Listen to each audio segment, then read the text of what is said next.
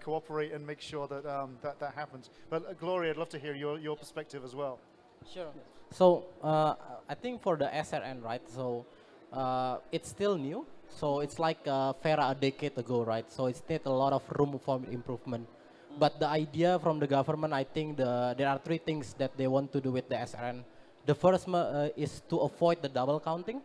So to track all of the issuance of the carbon credit and also to monitor where this is going, who is the buying one, and who is the one that issuing. That's the first one. The second one is to accommodate all of this project in Indonesia, because if we use a small project and using Fera standard, it's gonna be super expensive. So it's a lot of very good but small initiative that basically can happen everywhere.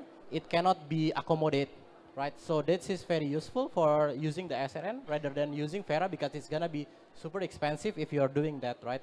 And then lastly, I think it's more about the fair.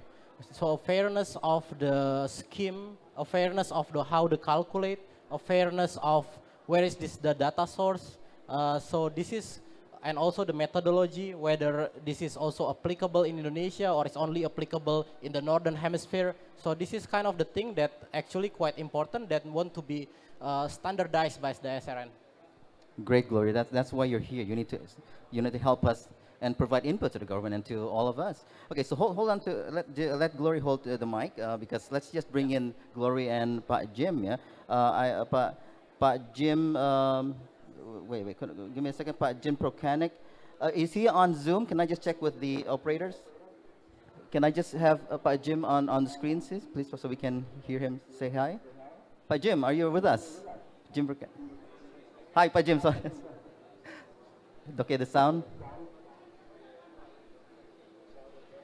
Okay, while we're waiting for the sound, Jim. So, Pak Jim Procanic is the CEO of Clearwind, co-founder and CEO of Clearwind. He will be bringing to us the perspective of foreign investor here. So that's going to be an interesting point here, in addition to our discussion. And Pak Glory here, Glory Sihombing, he's the advisor of Infinite Earth. Correct me if that's correct, right? And then you will be looking at the site-specific learnings from that, yeah, to us, right? So let me check with Pak Jim again. Jim, are you here? Are you with us? Yeah, we can. Okay, we hear him. Okay, we'll try. The Zoom people can hear him, but we'll just use what we can. Okay, so I'll just give it to who's going to start, Jim? Sure. I'm just going to Jim O'Groley. I'll give it to you. Thank you, Pak.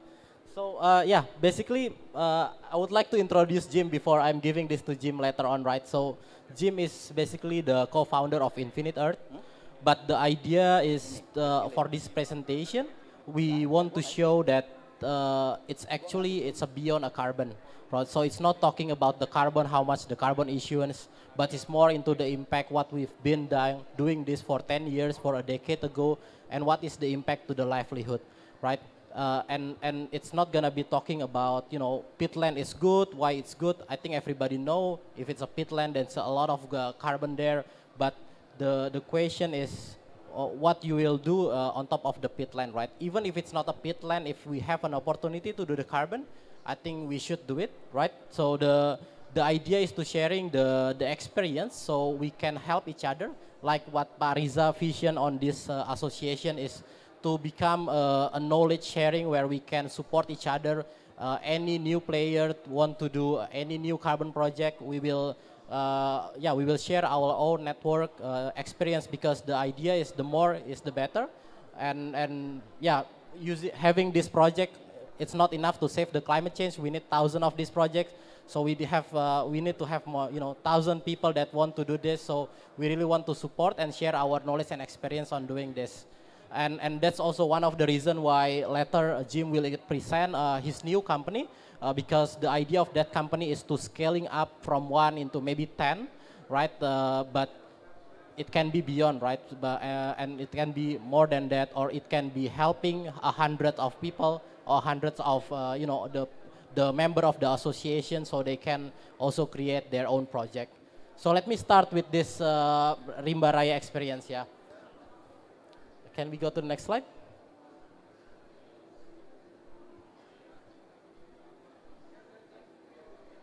Yes. So yeah, to summary, the project basically it's one of the first RED Plus project that being certified by FERA. Even at that time, we need to write down our own methodology, VM 0004. It's same like SRN today, right? It's still on the very early stage. We need to help and working very closely with them. So I also have a very huge optimism on the SRN, right? Because that's what's FERA 10 years ago. So it will takes time to develop. And then doing carbon project, it's not like a startup when you can just do the quick and you can grow it in a doing a growing hack. That this is a long-term process where you make and doing this activity, but you will get into the end, right? So if you see this project, the idea is to reduce or avoid the emission 130 million tons in the span of 30 years, right? The lifetime of the project, which is, it's quite good in terms of the emission of the impact, value of dollar also very good. But the most important thing is about the flora and fauna that's living there, the orangutan and also the people that living there. So that's what we want to also involve and want to explain in this, how we're gonna doing this in the next slide. Yeah. So yeah, the rimba raya actually it's a species for 300 and more birds and also a lot of mammals and also a lot of trees and plants. And this is the activity that we will do on every carbon project, right? So we will do kind of, you know, biodiversity assessment. What is the biodiversity in that location, and we make a master plan how we can enrich this biodiversity, right? Whether it's in a peatland, whether it's in a mineral soil or in a mangrove. So the idea is how we can return this area that before, if it's a degraded or it's under threat, make it into the most nature location and make it the, you know, the best location to make this biodiversity enrichment. For the next slide. And not stopping at that, right?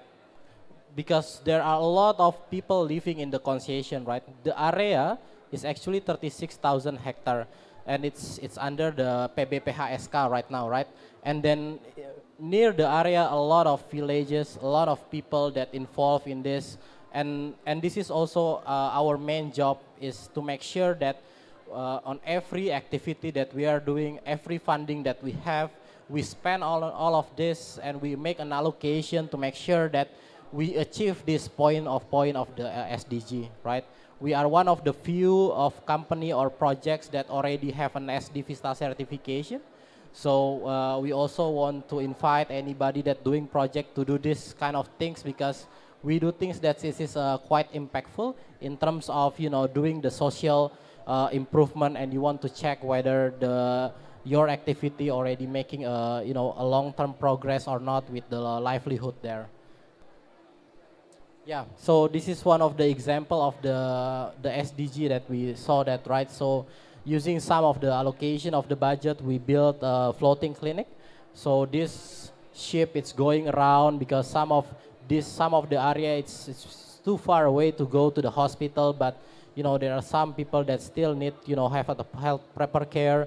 So we also pay a dedicated doctor that staying in the ship with all of the nurse and all of the medication, and then this ship will going around through the village, and so we will increase their, you know, their livelihood, their well-being by giving this floating ship by providing a better access to the health, right, as near as possible. And using that's also one of the impact that we are doing. Can we go next? And it's maybe it looks like small things, but actually the small things, if you do this, you know, for 10 years, it's actually making a lot of improvement, right?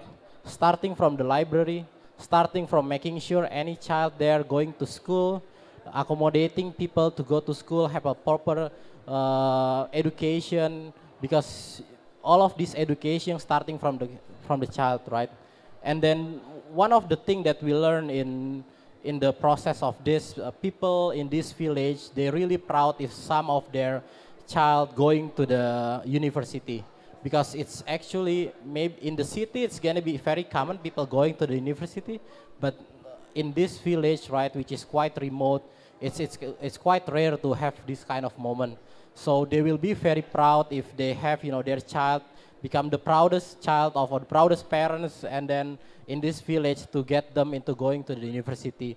So we go and support the education, starting from the kindergarten, from the baby is doing the health immunization, but for the education and also until the graduation, we make a scholarship using the funding that we have to do this kind of the thing. So kind of the well-being, improving quality from the micro enterprises. So we help them to do some kind of the farming, the solar panel. We do also have an activity with the tree planting, with the location, and then providing these jobs to the local people. And all of this thing, if you do this for a long time, then it's gonna be affecting all of these people. So that's actually what we want to share with this. And then maybe we can go to the next page. Yeah, so a lot of things that we are doing, not only the floating clinic, we also do kind of the microfinancing. And this is not have to be same thing in other project, right? Because in each project, they will need or require a different thing. So it really depends on the location, what are their requirements, but it's always better to give them a program rather than a cash money. So you can maintain and then you can make sure that this is the best thing that they need actually for a long-term program. Can we go to the next page? Yeah, okay, this is my last page before I give it to Jim. So yeah, if you're interested to this or learn about the project, you can always reach out to me and we can always share knowledge or network about this. Maybe the one concern that the project that already exists, because this project already being built since 2007, so it's already more than a decade. The confusion of the new regulation, right? So this project is now really happy. We're really happy with the regulation that's already in place. So what we need to do is just doing a transition. So going this transition, maybe it's not easy, right? Everybody also having the same, but we believe with the spirit of the industry that used to be not regulated, now regulated. So it's gonna be more clear what we can, what we cannot do, what we should do, what are the requirements. So I think it's gonna be optimism from everybody. And then now I want to share this optimism from the international market because Jim just, in order to scaling up this one project into hundreds, he start a new company and start talking with a lot of investors. And then maybe Jim, you can share your experience talking to them.